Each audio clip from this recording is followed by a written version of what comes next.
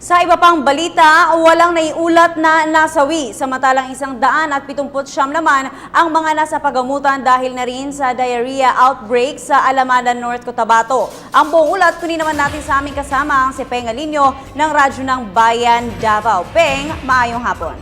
Maayong hapon, Princess. Isinailalim na sa state of calamity ng lokal na pamahalaan ng Alamada ang naturang lugar. Agad namang inatasan ni North Cotabato Governor Emily Lou Mendoza ang Integrated Provincial Hospital Office of IPHO Chief Dr. Eva Rabaya ang agarang gamutan sa mga biktima ng diarrhea outbreak.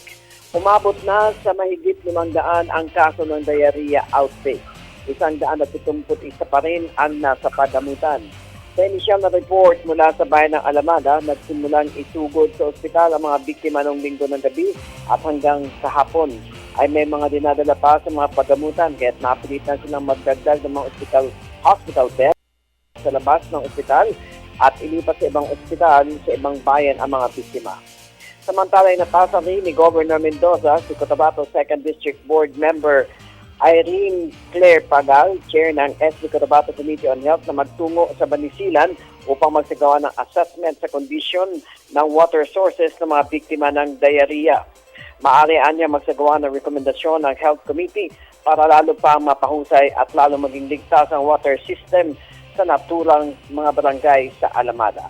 Samantala sa iba pang balita, agad nanawagan si Davao Oriental Governor Corazon Malañaon sa National Irrigation Administration o NIA 11 na agad tutukan at tutasin ang mga lugar na maaring maapektuhan ng tag-init o El Nino sa taong ito sa Davao Oriental.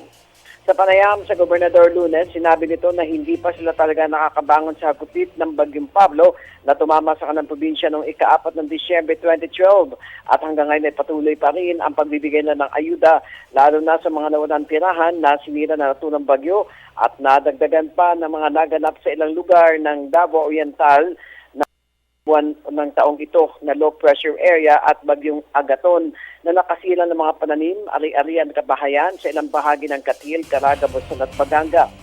Anya ang malaga kapag tumama na ang El Nino at damang-dama na ng mga taga Davao Oriental ay dito anya naranasan ang kakulangan ng pagkain na siya anya nilang uunahin sa tulong na rin ng pamahalaang nasyonal tulad ng Department of Social Welfare and Development o DSWD at Department of Agriculture at iba pa. Dapat din anya na sa ngayon pa lang ay may maitamin na ang magsasaka upang meron silang aanihin at maimbak na pagdating ng panahon. Ngunit kinakailangan dito ang tulong ng NIA 11 na sa mga lugar umano na walang pang patubig, lalo na ang ilang lugar sa Boston, Katil at Baganga na iba pang lupain pang agrikultura. Mainam na lamang anya ngayon at dahil kahit na mainit sa araw ay mailan pa rin silang naranasan paminsan-minsan. Ang pinakahalaga sa ngayon ay manalangin tayong lahat na sana hindi na umabot sa tukdunan ang El Nino, dagdag ng gobernador. Para sa Telebisyon ng Bayan, Peng Alinio, Radyo ng Bayan, Davao.